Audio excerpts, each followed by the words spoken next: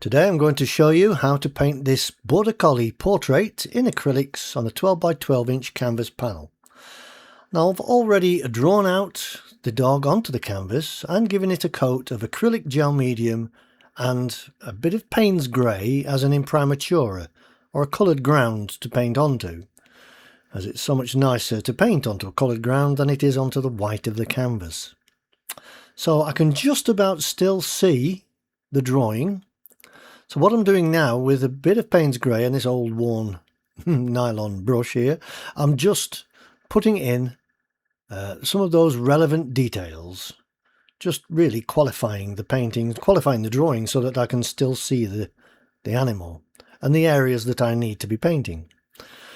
And of course the most important areas, which are the eyes, the nose and the mouth, and the position of the ears. They're most important as in any portrait. Just as important when you're doing a dog portrait. They have to be in the correct place and the correct proportion. Okay, so I'll just put in a few of these little more lines here to give me the general shape and the tone of the dog. It's got a little dark area there and a little dark collar. So one or two more of those. And a few little shadow areas here and there. And now I've cleaned the brush and gone on to white. This is just pure titanium white. And I'm just going to put in those highlights, the lightest areas now. So the first stage I use pure white. And I won't use pure white again until the very end. So this is the only other time I will use this pure white. Other times I will mix other colours in with it to give it a warmth. Because you can see it's quite a cold white. Titanium white is very cold. So I'll just put one or two of these little highlights in. The highlight of the tongue there, the little tooth, part of the tooth there. Under the chin, on the throat, that's where a lot of the light's being picked up. Like that, a little bit in the ear as well. Now a quick mist spray of water and I can go onto my 1-inch flat bristle brush. And I can start laying in these larger areas of colour. So I'm only using Payne's grey for this, so it's not black, even though the dog is a black coat. It's black and white. There are lots of other colours in there. There's lots of blues and purples. So I'm doing this just with Payne's grey. So a little bit of phthalo blue added to that and a little bit of white to give me a little bit more of a lighter tone. But with Payne's grey added, it sort of dulls it down a little.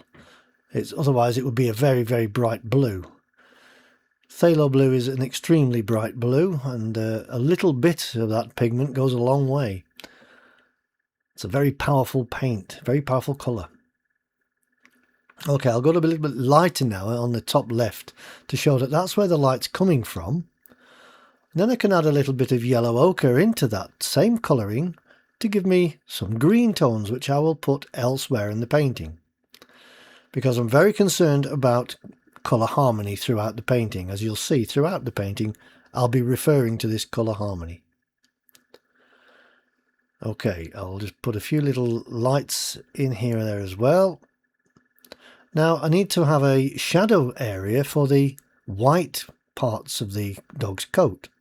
And I'll do these with a little bit of the phthalo blue and Payne's grey and a little bit of white, just to give me this bluish, greyish tone. And I'll add a little bit of variety in there as well, with colour-wise.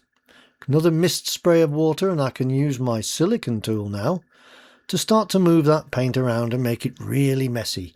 Because as you know, I really like this first stage to be my messy stage. And make it the messier the better. Move the paint around, make it abstract. Actually, I can make marks into the painting using this tool.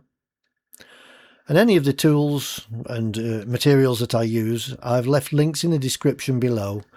If you wish to purchase from those links, then you'll be helping to support me and my channel, and it helps me to keep bringing you these videos. Okay, I have a little bit of alizarin crimson and perhaps a little bit of cadmium red light and white, just to give me a reddish or purplish tone for the tongue and the inside the ears. I can go add a few of those colours into the rest of the dog, just to create the colour harmony again. And I'll also put some of these bluey purpley colours into the dark areas of the dog to show the light hitting certain areas. When you've got a dark coat, then light won't hit it and look grey. It'll have these little colours to it. So they're a bit bright at the moment, but I will be painting over them later on. But there's similar colours to the background and also other parts of the dog. So I'm trying to keep the colour harmony at all times throughout the painting. I'm not painting in one particular area in one go, you know, staying there. I'm dotting around the painting all the time, painting all the different areas. And that helps you to keep that colour harmony consistent. Putting the lights back into the dog now. This time, with the titanium white, I've added a little bit of yellow ochre. And this warms the white up slightly now, and it's just so much a nicer colour than pure titanium white, which, as I say, is very, very cold looking. So you add a little bit of yellow ochre, I only mean a tiny, tiny bit, and it'll just warm it up sufficiently and make it look a little bit more natural. And use bold, broad strokes as well. That's what I'm trying to do all the time when I'm painting the dog, is bold, broad strokes. Now, I'm just going to put a few of these little colours into the background as well, just to keep the harmony going. Now, it's an impressionist style painting, but the background is really quite abstract. But I'm going to also do a little bit of detail in the eyes, the nose and the mouth, because those are the areas of interest that I want the viewer to concentrate. Just going to use my kitchen fork now here just to move some of that paint around and scratch it and make it look a little bit messier. I just love using a kitchen fork. Okay, back to the painting now. I'm doing the background again now because that layer has dried. So this is the second layer of the background and the dog. So I just need to put in the same colours, but perhaps with a little bit more variety. So a little bit lighter here and there, and a little bit more colour here and there. So that background underneath will still show through when I start to move the paint around with the tool again, the silicon painting tool. It's called a Catalyst, by the way.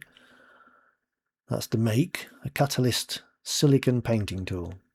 But you see, this time it's looking a little bit more refined, not quite as messy. So a little bit of burnt sienna into the eye just to make it look a little bit more like an eye. And I need to put some of these lighter areas now into the coat, around the muzzle. Very broad and very basic and very bold. But again, I'll be going over loads and loads of layers yet.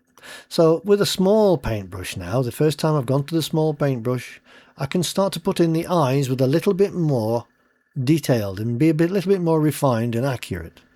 So I'll just put in a little bit of a highlight colour there for the eye.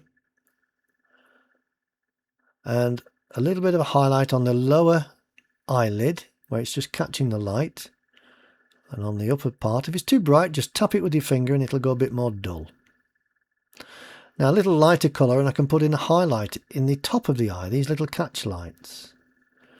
And it starts to come alive. I'll do the same with the nose. I'll just put a few little medium lights there to show the shape of the nostril. And also, don't forget, this dog has teeth. Just a few showing, just a little bit. You don't want to make it look like it's nasty. You need to make it look like it's smiling. So a little bit of shadow now over the top of that tongue where it's in shadow inside the mouth there. You can do that just with a bit of Payne's grey over the top. Okay, with this small brush I'm now just putting in a little bit more of the refined areas, these dark areas, and I can go over the top of some of those blues now. And you can see how it just tones them down a little bit, so they're not quite as bright. I'll just put a little more highlight in the lower edge of that eye to show that the light's being reflected up into the lower portion of the eye there. Makes it look a little bit more real. And the highlights in the top of the eye once again. Like that. Couple of little dots of light here and there. Okay. Now I need to put in the tongue a little bit brighter now, so some of that alizarin crimson, perhaps a little bit of cadmium orange added to it there. Now a little more light in the eye, and that starts to come alive now. Okay, I've gone to my splayed bristle brush now. This is my old worn nylon brush that doesn't come to a point anymore, but is amazing and great for doing these little bits of hair and fur. It's like a mini fan brush. So you pick the paint up with it and you actually bend the bristles. So bend the bristles like that, and then it looks like a little fan brush, and you can paint all these little bits of hair all in one go. Now I'm going to put in some more of those lights once again, because those lights will sink in as they dry. They'll go a little bit dull. So just adding them once again now with this old brush of mine. If you've got an old nylon brush that won't come to a point anymore, you still get a lot of use out of it by using this technique. So a few more of those greys back into that, and maybe a little bit of highlight on the lower edges. Like that, that's more like it. Bend those bristles. I'll put some lights in the darker area as well. Again, I'll be going over the top with some more Payne's grey in a moment. But I'll just keep working at these little areas with this brush until I'm happy with it all. And that's looking okay. Okay, now I'm gone to the fan brush and the Payne's grey. Now I'm going over the top of those dark areas once again and going over some of those lighter areas just with a very, very light brush stroke. So it's just caressing the painting. So it's not making it too dark. You can thin the paint down as well. Move it around with your fingers as well if you want to. I love using my fingers to blend and paint with. It's great getting hands-on technique. Okay, I'm going to put the bristles in, or the whiskers rather, using a little mist spray of water to make the canvas damp. That way the paint flows off this little rigger brush or liner brush, and you can paint these long thin hairs. You'll find it very difficult if you didn't give it a quick mist spray first. And then a few little ragged dots and dashes here and there. I like the ragged nature of some of the hair. Okay. A few little highlights now using pure white to put little dots and dashes here and there over the top of those lights that are already there. And just brings them to life once again. Because they've dulled down, this sort of reinvigorates them. And bring those lights up to the value that I want them to be at. So a couple more back into the eye there. So that's really catching the light. Now with a dagger brush, I'm just going to put in some impressionistic style leaves. I'm not painting individual leaves here. I'm giving the impression that there are leaves here, and I'll put different colours in and add those throughout the painting, not just concentrating on one area again. I'm putting them all throughout the painting like that. Then what I'll do when I've done a few of those, I'll get my kitchen fork, and I'll go through all of those once again just to mess them up a little bit more. And I'll just put in now with the liner brush a few more of the whiskers, and then when that's done, that's the painting finished. If you have enjoyed this video and hopefully found it interesting and entertaining, please don't forget to give it a thumbs up and subscribe to my channel. Be sure to click on the little bell icon if you wish to be notified of my latest videos. Hopefully I will see you on my next painting video, so until then, have a lovely day and happy painting!